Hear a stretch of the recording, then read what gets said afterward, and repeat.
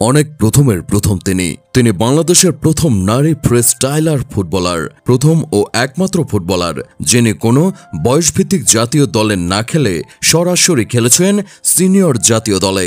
তিনি জাপানি বাংলাদেশি ফুটবলার মাতসুশিমা সুমাইয়া, যিনি সম্প্রতি বাফুফে সভাপতি তাবিখ আওয়ালের কাছে চিঠি লিখে হেডলাইন হয়েছেন গণমাধ্যমে। 5 ফুট 3 ইঞ্চি উচ্চতার অধিকারী সুমাইয়া জাতীয় নারী ফুটবল দলে খেলেন ফরওয়ার্ড পজিশনে। শারীরিক গড়নে বেশ এগিয়ে আছেন বাংলাদেশি মেয়েদের চেয়ে। 2001 সালের 15 ফেব্রুয়ারি জাপানে সুমাইয়ার জন্ম। তার মা মাতসুশিমা তোমামি একজন জাপানি, তবে বাবা মাসুদুর রহমান বাংলাদেশি। তার বাড়ি ঢাকার নবাবগঞ্জ উপজেলার চোরাইন গ্রামে। 2 বছর বয়সে সুমাইয়া প্রথমবার পিতৃভূমিতে আসেন। 2008 সালে তিনি স্থায়ীভাবে চলে আসেন বাংলাদেশে। মাতসুশিমা বাংলা ভালো বলতে পারলেও লিখতে পারেন না, তবে বাংলা ভাষা বা বাংলাদেশের সঙ্গে তার সম্পর্কটা এখন বেশ নিবিড়। জন্ম ও বেড়ে ওঠা জাপানের নাগোয়া শহরে হলেও মাতসুশিমা সুমাইয়া এখন পুরো দস্তুর বাংলাদেশি। ছোটবেলা থেকেই ফুটবলের প্রতি আগ্রহ ছিল সুমাইয়ার।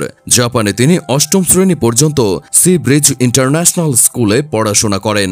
এরপর ডন বস্কো স্কুল অ্যান্ড কলেজে স্থানান্তরিত হন। 2018 সালে তিনি একটি ফুটবল দল গঠন করেন এবং ইন্টার ইংলিশ মিডিয়াম স্কুল উৎসবে অংশগ্রহণ করেন। সুমাইয়ার দল 6 বার প্রতিযোগিতায় অংশ নিয়ে টানা 4 বারই শিরোপা জেতে। প্রতিযোগিতার সর্বোচ্চ গোলদাতা ও সেরা খেলোয়াড় হন সুমাইয়া।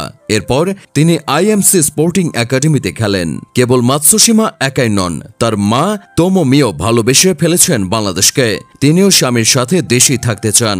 ফুটবল খেলার পাশাপাশি সুমাইয়া রাজধানীর নর্থ সাউথ ইউনিভার্সিটিতে অনার্সে পড়ছেন। এদেশের মানুষ তার খুব ভালো লাগে। তিনি এদেশকে ভালোবেসে ফেলেছেন।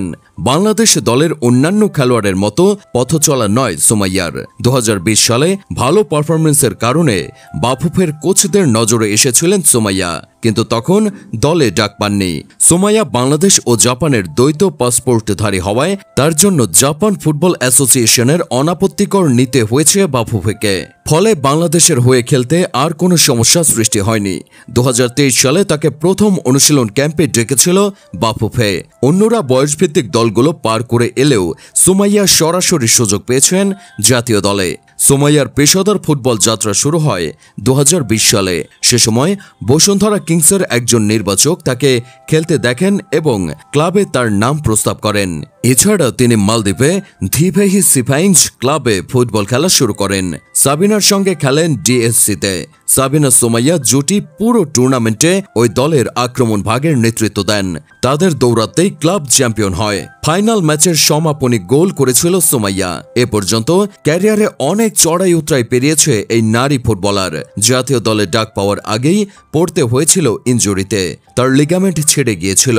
চিকিৎসকেরা তাকে ফুটবল না খেলার পরামর্শ দিয়েছিল, কিন্তু জেদি সুমাইয়া সেটা মানেননি। করোনাকালেও প্রতিদিন 3 থেকে 4 ঘন্টা অনুশীলন করেছিলেন।